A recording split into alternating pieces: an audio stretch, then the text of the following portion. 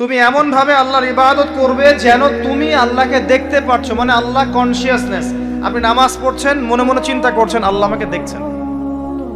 আপনি ব্যবসা করতে বসেছেন, মাপছেন, ওজন দিচ্ছেন, একটু কম বেশি দেওয়ার সুযোগ আছে, কাস্টমার দেখছেন আপনাকে, কিন্তু আপনি চিন্তা করছেন আল্লাহ আমাকে দেখছেন।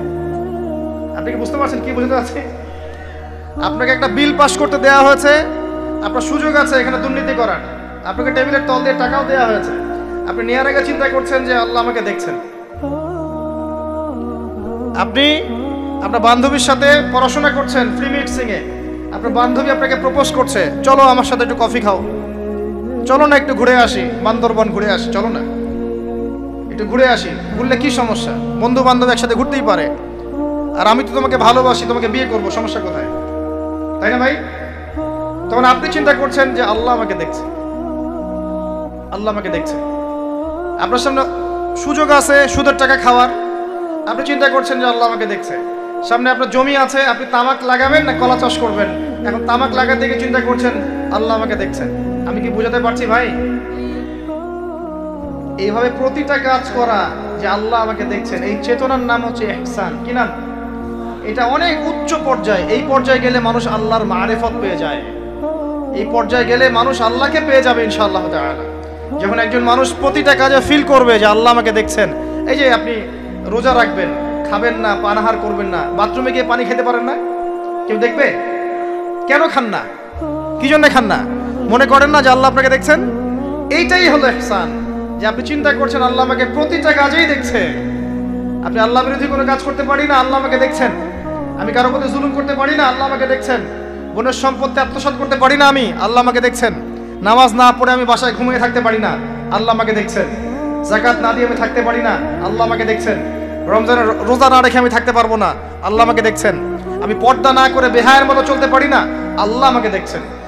এই চেতনার নাম কি? ইহসান। মনে থাকবে ভাই। নবীজি বলছেন আনতা আবুদুল্লাহ কাআন্নাকা তারাহ ওয়া ইল্লাম তাকুন তারাহ। আর তুমি যদি আল্লাহকে সচক্ষে দেখতে না পারো, কারণ আল্লাহকে তো দুনিয়ার চোখ দিয়ে দেখা সম্ভব না, এটা মনের চোখ দিয়ে ফিল করা যায় আল্লাহ আমার কাছে আছে। যদি তুমি আল্লাহকে দেখতে না পারো তাহলে জেনে রেখো ওয়া ইল্লাম তাকুন তারাহ ফাইন্নাহু ইয়ারাক, যে আল্লাহ পাক তোমাকে দেখছেন। এই চেতনা লালন করো। আমরা অনেক চেতনার কথা বলি না এখন, সবচেয়ে বড় এবং গুরুত্বপূর্ণ চেতনা হচ্ছে আল্লাহর চেতনা, আল্লাহর অস্তিত্বের চেতনা। আল্লাহ আমাকে দেখছেন, এই চেতনা, এটা যথেষ্ট জান্নাতে যাওয়ার জন্য। কোনো মানুষ যদি এভাবে চিন্তা করে যে আল্লাহ আমাকে দেখছেন, আমি আল্লাহকে দেখতে পারছি না, তো কি হয়েছে? আল্লাহ আমাকে দেখছেন, এই ব্যক্তি কি পাপ করতে পারবে? এই ব্যক্তি গোপনেও কি পাপ করতে পারবে? যদি পাপ করেও ফেলে তার মধ্যে অনুশোচনা আসবে না? আল্লাহ আমাকে দেখেছেন। যদি পাপ করেও ফেলে দেখবেন 2 রাকাত নামাজ পড়ে বলছে আল্লাহ আমাকে মাফ করে দাও। আমাদের চলতে ফিরতে পাপ হতে পারে, স্পেশালি যুবকদের পাপ বেশি হতে পারে। যদি পাপ হয়ে যায় হতাশ হবেন না, পাপ হয়ে গেছে হতাশ হবেন না। ওযু করবেন, জায়নামাজে দাঁড়াবেন, 2 রাকাত নামাজ পড়বেন, ওই পাপের কথা আল্লাহকে বলে ক্ষমা চাইবেন, ইনশাআল্লাহ আল্লাহ পাক আপনার গুনাহকে নেকি দিয়ে পরিবর্তন করে দেবেন ইনশাআল্লাহ। যতবার পাপ হবে ততবার নামাজে দাঁড়াবেন, ততবার ওযু করবেন, ততবার 2 রাকাত নামাজ পড়বেন এবং আল্লাহর কাছে ক্ষমা চাইবেন, ইনশাআল্লাহ আল্লাহ মাফ করে দেবেন। শয়তান আপনাকে হতাশ করতে যাবে, ফার্স্ট্রেট করতে যাবে। আরে তুমি অন্যায় করেছো, এত বড় বড় পাপ করেছো, তুমি পর্নোগ্রাফি দেখো, তুমি মেয়ের সাথে জেনা করেছো, তুমি মদ খাও, তুমি এই করো, তুমি কিভাবে আল্লাহর সামনে দাঁড়াবে, কোন মুখ নিয়ে দাঁড়াবে? এগুলো শয়তানের ওয়াসওয়াসা। কার ওয়াসওয়াসা? আল্লাহ পাক ক্ষমা করতে করতে ক্লান্ত হবেন না, আপনি ক্ষমা চাইতে চাইতে ক্লান্ত হয়ে যাবেন ইনশাআল্লাহ। আল্লাহ পাক এমন গফুরুর রহিম। এক ব্যক্তি 99টা খুন করেছে। কয়টা? 99টা খুন করে এক আলেমের কাছে গিয়ে বলেছে যে আমার কি তওবা হবে? সে বলেছে না, তওবা হবে না। সে বলেছে কি? তওবা হবে না। সে আলেম ছিল না, সে আবেদ ছিল। আবেদ মানে ইবাদত করতে বেশি বেশি, খুব বেশি জ্ঞান ছিল না। আমাদের মতো আমরা কিন্তু ইবাদত বেশি করি, জ্ঞান খুব কম। তো সে ছিল আবেদ, সে বলেছে না তওবা হবে না। তো ও বেটারেও কোপ দিয়ে 100টা খুন করে ফেলেছে, 100 ফিলাপ। এবার সে চিন্তা করছে যে আমি কি করব। আরেকজন আলেমের কাছে গিয়ে বলছে আমি 100টা খুন করেছি, তওবা হবে? এই আলেম সত্যিকারের আলেম ছিলেন, তিনি বলেন হ্যাঁ তওবা হবে, তুমি ইস্তেগফার করো এবং এই এলাকা থেকে চলে যাও, অন্য এলাকায় গিয়ে থাকো, অন্য একটা এলাকায় গিয়ে থাকো, এখানে তোমার স্মৃতি জড়িত আছে, অন্য জায়গায় হিজরত করে গিয়ে থাকো। তো সে ব্যক্তি চলে গেল, যাওয়ার পথে তার মৃত্যু হয়ে গেছে। আল্লাহ পাকের ফেরেশতা চলে এসেছে, আযাবের ফেরেশতা এবং জান্নাতের ফেরেশতা তারা নিজেদের মধ্যে এখন তর্ক করছে কে রূহটা নেবে, আত্মাটা কে নেবে। ওই যে রূহ কাকে বলে, সায়েন্সকে জিজ্ঞাসা করেন, সায়েন্সের প্যান্ট খারাপ হয়ে যাবে, রূহ কাকে বলে উত্তর দিতে গিয়ে। এখন আল্লাহ পাক এই বান্দাকে মাফ করতে চাচ্ছেন, তিনি কি করলেন, আল্লাহ পাক কৌশল করলেন। তিনি বললেন জমিনটা মেপে দেখো, ফেরেশতারা তোমরা জমিন মেপে দেখো, সে যেখান থেকে বের হয়েছে সেখানকার দূরত্ব বেশি না যেখানে যাচ্ছিল ওখানকার দূরত্ব বেশি। এবং আল্লাহ পাক জমিনকে আদেশ করলেন এই জমিন তুমি লম্বা হয়ে যাও। জমিন আল্লাহর আদেশ শোনে না? এই পাহাড় আল্লাহর আদেশ শোনে না? শোনে। পাহাড়ে যা হচ্ছে, আল্লাহ রাব্বুল আলামিনের গজব চলে আসলে এই পাহাড় দেখবেন মানুষের উপর গজব ফেলবে ইনশাআল্লাহ তাআলা। সমুদ্রের কিনারে যা হচ্ছে আমরা দেখে আসলাম যে নগ্নতা অশ্লীলতা চলছে, যখন আল্লাহ পাকের গজব আসবে দেখবেন সমুদ্র ভাসিয়ে দিবে সবাইকে দেখে নিয়ে ইনশাআল্লাহ। আল্লাহর আদেশ যখন চলে আসবে প্রকৃতি আল্লাহর কথা শুনবে। জমিনকে আল্লাহ বললেন লম্বা হয়ে যাও, জমিন লম্বা হয়ে গেল। এবার ফেরেশতারা মেপে দেখলো সে যেখানে যাচ্ছিল ওর পরিমাণটা বেশি। আল্লাহ পাক বললেন ওকে মাফ করে দাও, ওকে মাফ করে দাও। 100 খুন করেছে। কত খুন? এটা বলে আপনাকে আমি খুন করতে উৎসাহিত করছি না, কথা কি বুঝতে পারছেন? আমি আপনাকে খুন করতে উৎসাহিত করছি না, আমি বলছি আল্লাহ পাকের দয়া এত প্রশস্ত যে আপনি পাপ করলে হতাশ হবেন না, হতাশ হয়ে যাবেন না। আমি অনেক পাপ করে ফেলেছি আল্লাহ মাফ করবেন না এমন চিন্তা করবেন না। আরেক ব্যক্তির ঘটনা আছে, এগুলো কিন্তু গল্প না, এগুলো বনী ইসরাইলের কাহিনী, সত্যিকারের ঘটনা।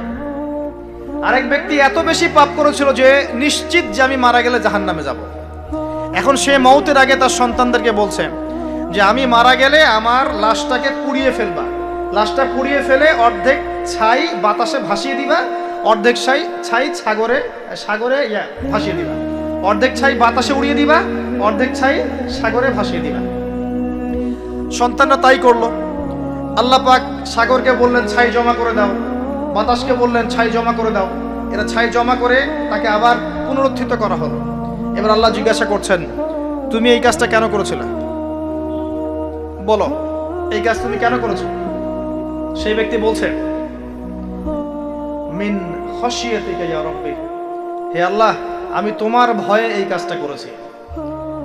আর তুমি আল্লাহ খুব ভালো করেই জানো যে আমি তোমার ভয়ে করেছি না অন্য কোনো কারণে করেছি। আল্লাহ পাক বললেন তুমি আমার ভয়ে যদি করে থাকো আমি তোমাকে মাফ করে দিলাম। একজন ব্যভিচারী নারী, প্রস্টিটিউট বোঝেন, পতিতা বোঝেন, পতিতা বা যৌনকর্মী যে শব্দগুলো বোঝেন? আচ্ছা, এটা তো এখন একটা প্রফেশন হয়ে গেছে তাই না? মানুষ এটাকে একটা প্রফেশন হিসেবে নিয়েছে, নাউজুবিল্লাহ। যখন এগুলো বেশি বেশি বাড়তে থাকবে সমাজে মহামারী ছড়াবে। আমার মাস্ক ভাইরাস ঠেকাতে পারবে না তো। এইসব ভাইরাস ঠেকাতে হলে বেশ্যাবৃত্তি বন্ধ করতে হবে, অশ্লীলতা বন্ধ করতে হবে, বেহায়াপনা বন্ধ করতে হবে, জেনা বন্ধ করতে হবে, তারপরে ভাইরাস কমবে ইনশাআল্লাহ। হাদিসে স্পষ্ট যখন একটা কওমের মধ্যে, কম বলতে এখন পুরো বিশ্বকে বোঝানো যায়, পুরো বিশ্বই একটা কম, গ্লোবাল ভিলেজ। যখন একটা জায়গার মধ্যে জেনা বেড়ে যায়, নোংরামি বেড়ে যায়, মদ পান করার প্রবণতা বেড়ে যায়, অশ্লীলতা বেড়ে যায়, জেনা বেড়ে যায়, এই যে ধর্ষণ বেড়ে যায়, ব্যভিচার বেড়ে যায়, অবৈধ যৌন সম্পর্ক বেড়ে যায়, তখন আল্লাহর পক্ষ থেকে এমন এমন আযাব আসে, এমন এমন রোগ আসে যেগুলো কখনো মানুষ নামও শোনে নাই। সমকালীন প্রেক্ষাপটটা মিলান, দেখবেন যে সারা বিশ্বে কিভাবে জেনা বেড়েছে। জেনা, পর্নোগ্রাফি, আর ধর্ষণ, আর পরকীয়ার, ব্যভিচার ঘরে ঘরে ঢুকে গেছে। এখন ঘরে ঘরে তো ভাইরাস ছড়াবে না তো কি ছড়াবে? কোরআন এবং সুন্নাহর আলোকে যদি আপনি পরিপূর্ণ জীবনযাপন করেন, বেশি বেশি কোরআন তেলাওয়াত করেন, আশা করা যায় আপনি কিছুটা হলেও সুস্থ থাকতে পারবেন ইনশাআল্লাহ। তবে একটা কথা মনে রাখবেন, যখন চতুর্দিকে ফিতনা ফাসাদ এবং ফাসাদ ফিতনা এবং আল্লাহর গজব ছড়িয়ে পড়ে, তখন ভালো মানুষরাও বাঁচতে পারবে না। বরং ভালো মানুষদেরকে আল্লাহ পাক আগে সরাই দিবেন। তুমি মিয়া একা একা ভালো ছিলা, মানুষকে তুমি ভালো কাজের আদেশ করো নাই কেন, অসৎ কাজে নিষেধ করো নাই কেন, তুমি আগে ধ্বংস হও, ওকে আগে ধ্বংস করে দিবে আল্লাহ পাক। আল্লাহ পাকের সুন্নাত এরকমই। যাই হোক, যেটা বলছিলাম, এক মহিলা এরকম প্রস্টিটিউট ছিল, বেশ্যাবৃত্তি করে সংসার চালাতো, জীবন চালাতো। একদিন চলতে পথে দেখলো একটা কুকুর পানি পান করার জন্যে তৃষ্ণার্ত অবস্থায় তার প্রায় মৃত্যু